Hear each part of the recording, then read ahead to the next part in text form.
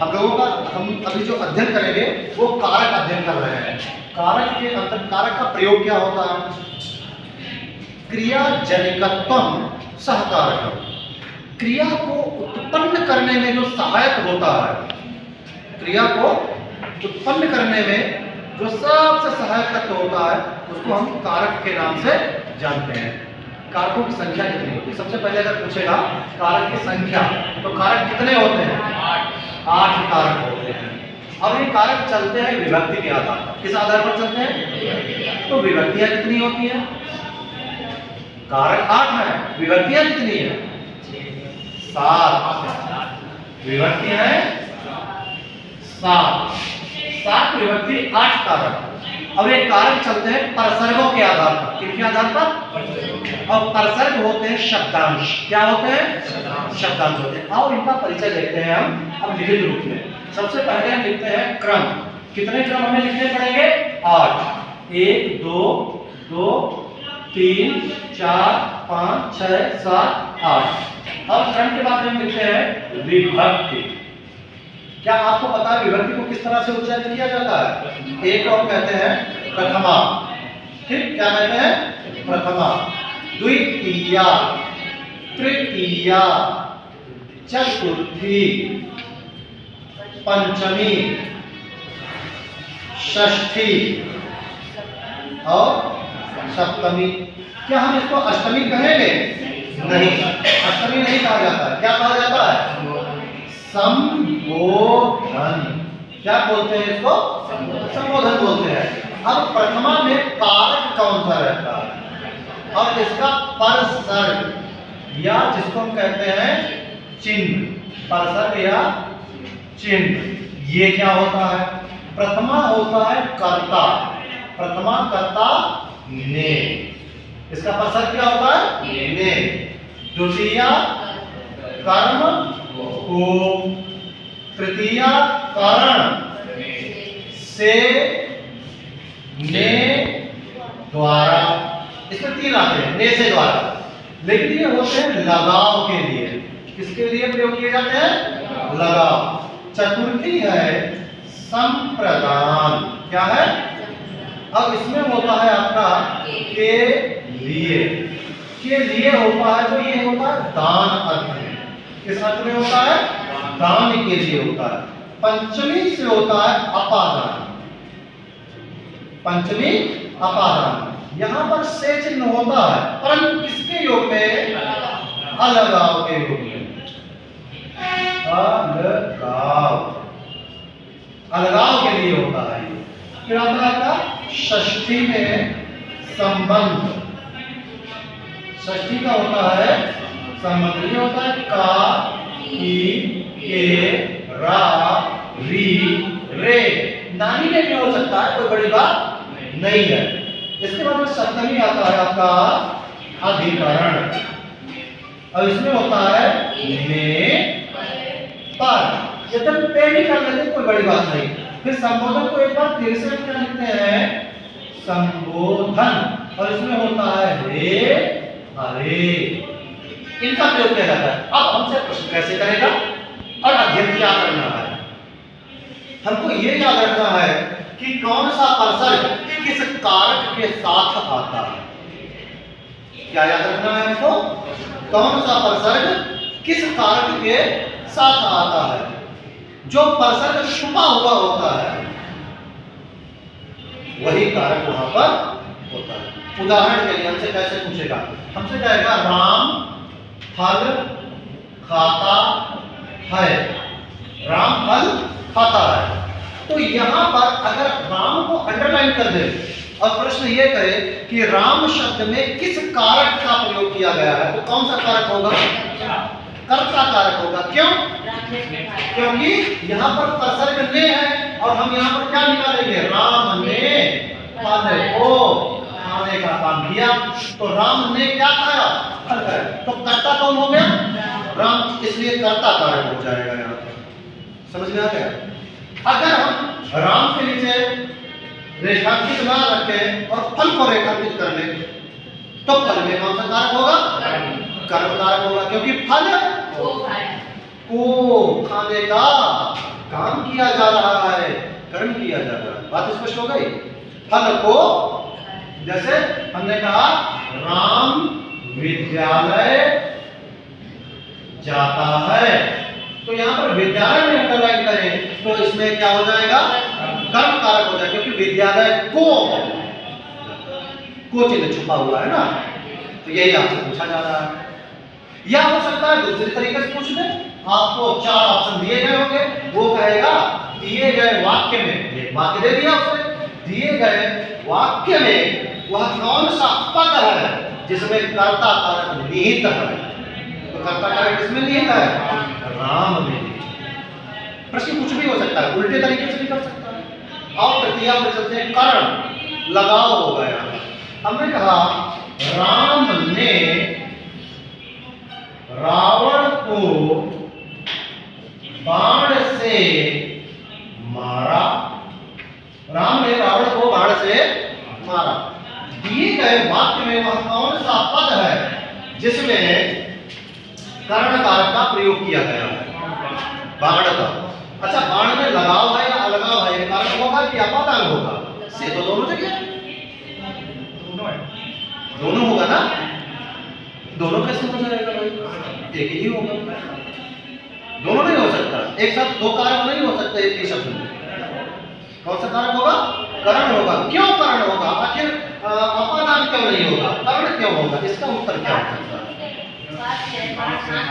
किसके हाथ में है, वो तो राम ने मार दिया रावण को, राम के हाथ में कहा है। कौन सा कारक होना चाहिए, इसमें कारक होना चाहिए करण ही। क्यों करण कारक होना चाहिए, इसका थोड़ा लॉजिक समझिएगा। एक होता है साधक, क्या होता है, और साधक करता है साधना, और साधना में प्रयोग करता है साधन। साधक साधना साधन। साधक हमने कहा बालक है, आप सभी लोग क्या हो, साधक हो। बालक क्या है, साधक है। और तुम्हारी साधना क्या है, नौकरी पाना। साधना माने मुख्य कार्य, ये तो होता ना। तो साधना क्या है आपकी, नौकरी। तो साधन क्या प्रयोग कर रहे हो, किताब, कॉपी, पेन, इनसे ही तो लिखते हो। तो पुस्तक, पुस्तक का प्रयोग कर रहे हो आप। तो जिस चीज का किसी कार्य को करने के लिए, किसी कार्य को करने के लिए जब कोई व्यक्ति किसी उपकरण का प्रयोग करता है, उपकरण माने वस्तु, किसी उपकरण का प्रयोग करता है, तो वह उपकरण क्या कहलाता है, वह उपकरण कर्ण कारक के अंतर्गत प्रयोग किया जाता है। तो राम ने किस उपकरण का प्रयोग किया रावण को मारने के लिए, भाई राम साधक है, रावण इसकी साधना है। और साधन क्या प्रयोग किया, बाण। बोले बाण से मार देंगे। आजकल क्या होता, बंदूक मारता, राइफल मारता, तो राइफल हो जाती। तो यहाँ पर क्या है, बाण से मार। तो बाण क्या प्रयोग किया, उपकरण के रूप में, साधन के रूप में प्रयोग किया रावण को मारने। बात समझ में आ गई। तो इसलिए यहाँ पर करण कारक होगा। साधन साधना साधन से समझ गए बात को, कोई दिक्कत नहीं है। ठीक, तो राम ने रावण को बाण से मारा। बाण को अंडरलाइन करते हैं तो आपका कौन सा कारक आ जाएगा, करण कारक आ जाएगा। फिर संप्रदान, सम माने होता बराबर, सम माने बराबर रूप से जब कोई दान किया जाता है, किसी को कोई वस्तु दी जाती है, तो वहां पर संप्रदान कारक होता है। कैसे, हमने कहा भाई प्रयोग करते हैं इसका। तो हमने कहा पशु को नहीं, पशु के लिए चारा डाल दो, या हमने कहा ब्राह्मण के लिए अन्न का डाल दो। अब यहां पर देखो देने की चीजें आ रही है, ठीक। तो अब ये बताओ, हम इसमें पूछ रहे हैं, ये ए ऑप्शन, ये बी है। बी वाक्य में वह कौन सा शब्द है जिसके लिए संप्रदान कारक का प्रयोग किया गया है? बताओ। ब्राह्मण, क्योंकि ब्राह्मण के लिए हम क्या कर रहे हैं? अन्न का दान कर रहे हैं। तो ब्राह्मण में चतुर्थी अर्थात संप्रदान कारक का प्रयोग किया जाएगा। और अगर हम कहें पशु के नीचे ड लाइन है और कौन सा पशु में कौन सा कारक रहेगा, तो क्या रहेगा? संप्रदान कारक रहेगा। क्यों? क्योंकि पशु के लिए हम आहार या चारा दे रहे हैं। आपने लिखा होगा कपिला पशु आहार, सुना है ना? कपिला पशु आहार। तो पशु के लिए आहार, किस पशु के लिए आहार? कपिला, गाय के लिए आहार। हवन सामग्री, हवन के लिए ये सब तत्पुरुष समास के अंतर्गत आते हैं। ये भी एक बात बता दूं, इसके उदाहरण तत्पुरुष समास में आएंगे। जैसे हमने कहा मुहलोचवा, मुंह को नोचने वाला, अभी आया था मुंह को तोड़ने वाला। फिर करण कारक में अकाल पीड़ित, अकाल से पीड़ित। संप्रदान, हवन सामग्री, हवन के लिए सामग्री। अब कहा अपादान, अपादान में क्या रहेगा? अलगाव। यहाँ अलगाव होगा।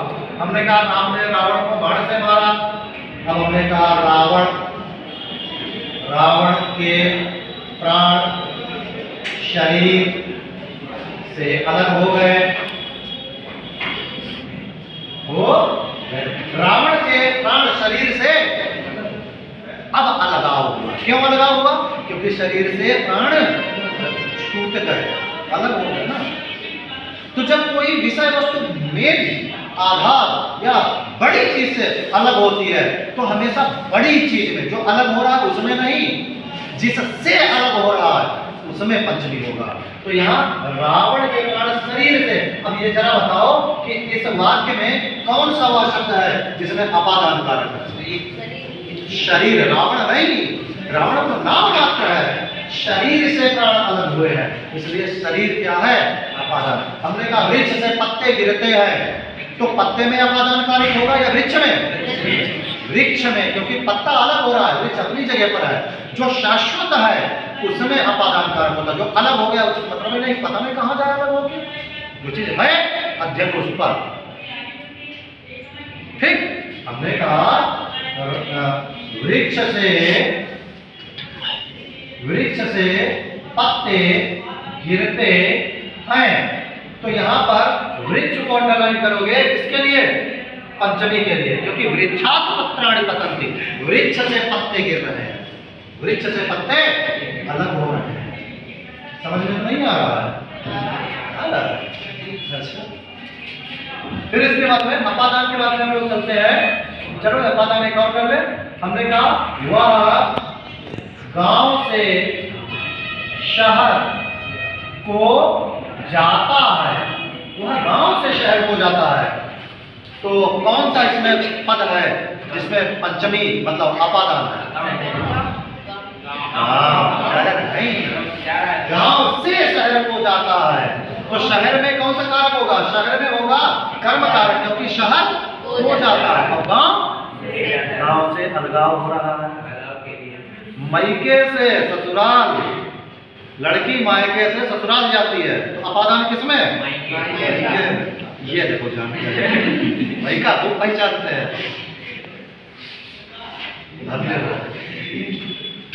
अब इसका मतलब ऐसे ही पढ़ाया जाए तुमको, है मायका और ससुराल। हाँ, खूब जानेंगे। संबंध, और संबंध कैसे होता है? संबंध में क्या होता है? ताकि के रानी ने, हाँ नानी ने। जैसे हमने कहा यह पुस्तक मेरी है, यह पुस्तक मेरी है, तो रानी ने वाला संबंध आया। देखो री किसकी? मेरी। तो किसका संबंध किससे है? पुस्तक का संबंध मुझसे, पुस्तक का संबंध मुझसे। अब बात समझ गए? इसी तरह से हमने कहा गंगा जल पवित्र होता है। कौन सा पद इसमें है जिसमें संबंध कारक है? गंगा जल, क्योंकि गंगा का जल पवित्र होता है।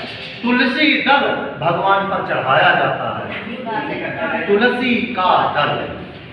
अब बात समझ गए? तुलसी दल, गंगा जल, है ना। हमने कहा राजपुरुष को मारना अपराध है, राजा के पुरुष, राज्य के पुरुष। बात समझ में आ गई? ये आपके संबंध हो गए। संबंध में काकी के राहीरे का प्रयोग किया जाता है। अधिकरण में और पर का प्रयोग किया जाता है। कैसे? हमने कहा एक गाना है ना, छत पर सोया था बहनों, है ना? तो उसमें कौन सा प्रयोग किया है? अधिकरण का। तो अधिकरण में क्या होता है? पर, जैसे डाल पर पक्षी बैठा है, हमने कहा डाल पर पक्षी बैठा है। तो यहाँ कौन सा, किस पर अधिकरण है? कहाँ? डाल। क्योंकि पक्षी कहाँ बैठा है? आधार क्या है पक्षी को बैठने का? डाल। जब ऊपर हो तो पर, जैसे हमने कहा महाराज सिंहासनारूढ़ हो गए। हमने कहा महाराज सिंहासनारूढ़ हो गए। महाराज सिंहासनारूढ़ हो गए, मतलब सिंहासन पर बैठ गए। तो इसमें कौन सा पद है जिसमें अधिकरण है? सिंहासन। सिंहासन पर आरूढ़ हो गए, बैठ गए, सभा लग गई। सही है? हाँ। फिर हमने कहा, अच्छा मैं वाला उदाहरण बताए नहीं। हमने कहा ऐसा है, देखो कोई एक हमने पत्र लिया और पत्र रख दिया। में तब होता है जब विषय वस्तु आधार के अंदर हो। पत्र कहाँ रखा है? किताब में। और पत्र कहाँ रखा है? आधार जब हो, विषय वस्तु आधार के ऊपर हो तो पर, और विषय वस्तु आधार के अंदर हो तो में का प्रयोग किया जाए। ठीक, स्पष्ट हो गया। अब बात करते हैं संबोधन की। हे, अरे, हमने कहा हे राम तुम कहाँ हो? जब बहुत ज्यादा कोई परेशान होता है, उस पर अत्याचार होता है, तो वो कहता है हे भगवान कहाँ हो? अब ना ऐसा हो जाए ऐसा बोलते हैं। जब जटायु मारा गया है, रावण ने पर काट दिए हैं जटायु के, वो नीचे गिर रहा है, तो क्या कहता है? हे राम। हे तो बोलता है। तो हे प्रयोग कहाँ होता है? जहां पर हम किसी को पुकारते हैं हृदय से। हे मित्र। और अरे, हमने कहा अरे यार कहाँ चक्कर पड़े, तो वहां तक चला, कोई नहीं, चलो, है ना? तो अरे, हे अरे कहाँ होता है? संबोधन के लिए। अब बात समझ गए? तो इस तरह से ये आपके प्रथमा से लेकर और संबोधन में कारण में कोई समस्या है? समझ गए? कोई दिक्कत तो नहीं है? कुछ ऐसा हो जो ना समझ में आए पूछ लो हमसे। समझ में आ गया? हम कहाँ पर लिख रहे थे? बोर्ड पर। तो बोर्ड कौन से कारक में आएगा? अधिकरण में आएगा। और किससे लिख रहे थे? मार्कर से। तो कौन सा कारक आएगा? करण कारक आएगा। क्यों? मार्कर से। मैं साधन, लिखना मेरी साधना, क्या प्रयोग किया? मार्कर प्रयोग किया। समझ में आ गया? इसी तरह से सभी का प्रयोग करना और जानना है। परीक्षा में आ जाए उड़ा दोगे किसको? पेपर को। ठीक है।